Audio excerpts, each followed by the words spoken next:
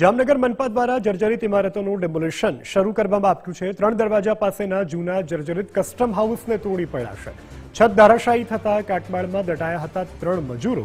આ ઘટના બાદ જામનગર મહાનગરપાલિકા તંત્ર હરકતમાં આવ્યું છે અને ડેમોલિશન શરૂ કરવામાં આવ્યું છે। મહત્વનું છે કે ચોમાસું હવે ક્યાંક ને ક્યાંક શરૂ થઈ ચૂક્યું છે, ત્યારે ચોમાસામાં કોઈ મોટી દુર્ઘટના ન સર્જાય, અન્ય લોકો આ દુર્ઘટનામાં ઇજાગ્રસ્ત ન થાય, કોઈનો જીવ ન જાય તે હેતુથી મનપા દ્વારા અગમચેતીના પગલાં દાખવી આજે ડેમોલિશન કરવામાં આવ્યું છે।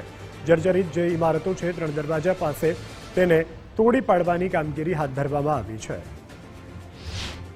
તમામ લીગલ પ્રક્રિયા જે નોટિસો આપવાની હતી એ નિયમ અનુસાર આપીને ફોલો કર્યા બાદ આજે 3 દરવાજા પાસે કસ્ટમ્સ હાઉસ કરીને એક જૂની ભયજનક જર્જરિત ઇમારત છે 2 માળની, એને અત્યારે પૂરતા બંદોબસ્ત સાથે ફરતા બેરિકેડ રાખીને, એટલે બીજા મકાનને કે કોઈ ટ્રાફિકમાં કોઈ લોકોને નુકસાન ન જાય એની તકેદારી રાખીને પૂરતી મશીનરી અને મેનપાવર સાથે અત્યારે આ જર્જરિત મકાનને ઉતારવાની પ્રક્રિયા ચાલુમાં છે।